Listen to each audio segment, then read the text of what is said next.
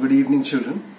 So in chapter number 3, that is force and pressure, we already have finished with types of forces, that is contact and non-contact forces, balanced and unbalanced forces. We started with pressure last time. Also, we discussed about inertia and its type. In today's lecture, we are going to study more about pressures on solids, pressures on liquid, and pressure on gases. Now, in the textbook, due to this COVID-19, plenty of portion is reduced for this year. So, next period we will discuss about the reduced portion. Today onwards, I will teach you only the part which is there for your exam, and the one which is excluded from the syllabus, we will discuss it in the next period, where I will tell you whatever sections you have to study and which sections you do not have to study. So today we'll start with pressure on solids. Now in your textbook on page number 17, figure number 3.5, force and pressure. In figure 3.5 there are three figures. The first figure shows a table on which a wooden plank is kept.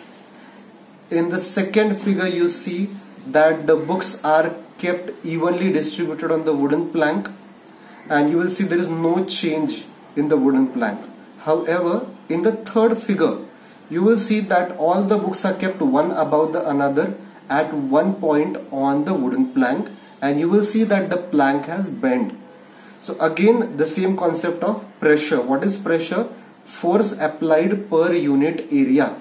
In second figure, the force was evenly applied on all the wooden plank or all the surface of wooden plank. However, in the third figure, all the books were kept at one point, which created more pressure. So you will see the number of books is same, but the effect is different depending on the area on which it is acting. So the mass of the books helps to increase the pressure on the wooden plank depending on the area on which it is acting. Lesser the area, higher the pressure, or higher is the effect of the force. So here you can see how solids apply pressure. Now second thing that we are going to study directly on page number 18 is gas pressure. You do not have level of pressure of liquid. Directly we will have to go to gas pressure. Now gas, or commonly known as fluid, that is liquids and gases together are called as fluid. Now what do you understand by fluid? Those substances which have ability to flow are known as fluids. So basically liquids and gases are known as fluid substances. There is a property of fluid substance which is not similar to the solids. Fluids have ability to apply equal pressure in all the directions. Now imagine blowing a balloon. Now when you blow the balloon, does the balloon grow, or does it inflate evenly, or does it increase in the size only in the part or only in the area where you blow the air? The answer is obviously all the sides. When you blow the balloon starts increasing in size, bulging in all the directions equally. Same way, when you fill the air in the vehicle tires, that air gets evenly distributed in the tube. It does not happen that only in the direction in which you are filling the air, only that part bulges, but it gets evenly distributed in the enclosed area. So this is the property of both liquids as well as gases.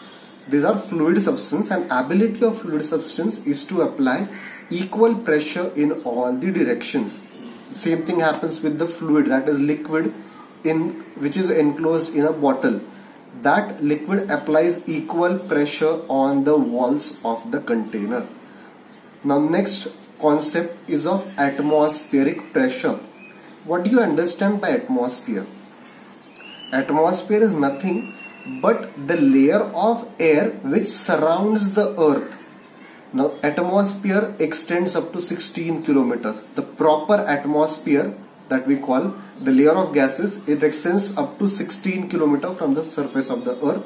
Then beyond also there is atmosphere, but it is called as the rare atmosphere, where air is comparatively very less. So actual atmosphere extends only till 16 kilometers from the Earth's surface. Imagine one small section. Your house has got tiles. So imagine if you are standing on one tile, then on your head, in that square or in the rectangle of tile, you have a large amount of air on your head till 16 kilometers. Now air also has mass. This we have studied in 7th standard. Air has mass. You can easily experiment this. Take an empty balloon and take an inflated balloon and measure it in the weighing balance. You will see that the balloon which contains air is slightly heavier, provided there is no wind blowing, otherwise the balloon will blow away.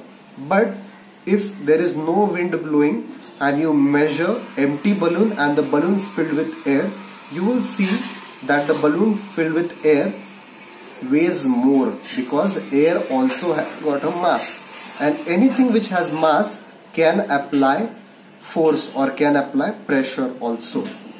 So when you are standing on one tile in your house, so the pressure of the air on your head is tremendous.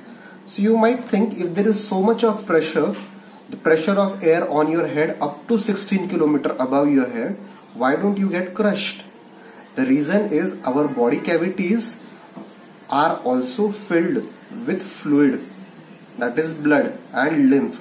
Our blood vessels, heart, as well as empty cavities are filled with the fluid, and that fluids help to oppose the pressure applied by the atmosphere. You might have seen or heard mountaineers or those who climb very high. Sometimes they show bleeding from their nose, eyes or ears also. So this bleeding occurs at the height, because as you go higher and higher, the atmospheric pressure, the pressure which is applied by the atmosphere on us decreases, and as a result the pressure inside our body, the blood pressure increases, and the blood start coming out maybe from your eyes, nose or ears. So the pressure applied by atmosphere is neutralized by the pressure present in our body due to the fluids of blood pressure. Then unit of measuring atmospheric pressure. Atmospheric pressure is measured in various units, namely atmosphere. 1 atmosphere pressure is nothing but the pressure found on the sea surface. At the sea surface where atmospheric pressure is highest, it is called as 1 atmosphere.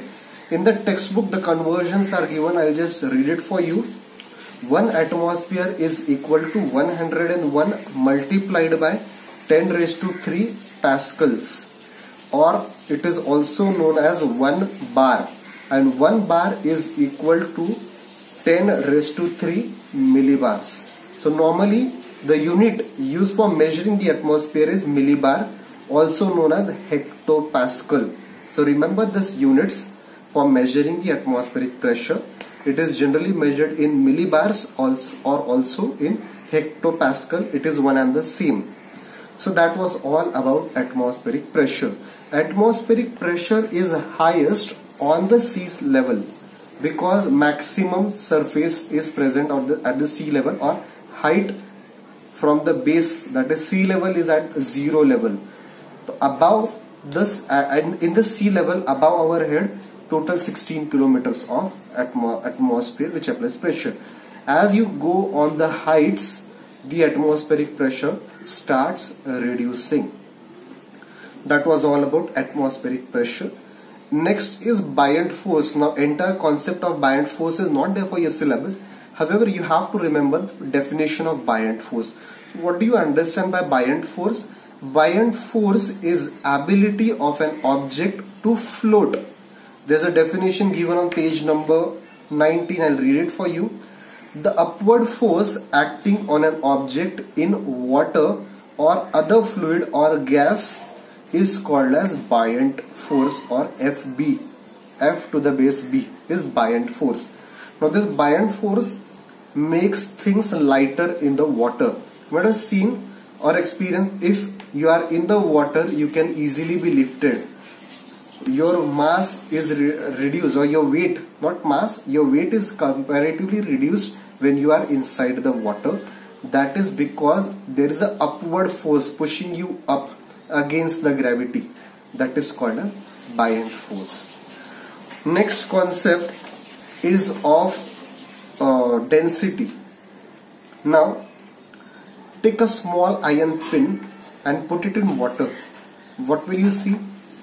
This small iron pin sinks to the bottom, but a large ship can easily float in the water. So why does this happen, that a pin hardly few grams easily sinks in the water, but a large ship does not sink, it floats in the water? The reason behind this is density. What is density? So density is mass upon volume, or mass per unit volume. How much mass is distributed in how much volume? Let's take another example. Take equal sized aluminium foil with equal mass. Now one aluminium foil you crumble into a ball, and the another aluminium foil you keep as it is and put it in the water. What will you see? The one which is crumbled into the ball sinks at the bottom, and the one which is kept as it is without crumbling, that floats on the water. Now the mass of both the aluminium foils is same, but one sinks and the other float. Why does this happen? Because the mass of the aluminium foil was equally distributed on a larger surface area, thus increasing its volume. On the other hand, in case of crumbled ball, entire mass was compact in a smaller area, thus increasing its density. So density is nothing but mass upon volume. Higher the density, it will sink. Same thing, one more easiest example, salt water and normal water. Take 2 glasses, fill them with water, make one water saline by adding a lot of salt in it, and then put a lemon or egg into it. What will you see? In case of salt water, the lemon or the egg floats. On the other hand, in the fresh water, it sinks. That is because the density of the water, sea water, is higher. That is why you float. The same thing happens with Dead Sea. So you have to find out what is the case of Dead Sea and prepare a project on Dead Sea, why substances float in Dead Sea. That will be your homework. At least of 1 page, find out the information about Dead Sea. So this was about buoyancy as well as density. Last concept is of Archimedes principle. So here, page number 20, this is example given. Take a thread, tie elastic to it or tie a rubber band to it, and extend it in an empty glass and see the length to which the rubber stretches. Measure the length, then fill the glass with water and again extend the stone into the water and see how much the rubber got stretched. You will find in water the rubber has stretched less, though the same stone, it sank deeper, or the stretch to the rubber felt more when the glass was empty. But when the glass was filled with water and when we again extended the stone, which is same stone, tied to the rubber band or elastic, you will see that elastic stretches less.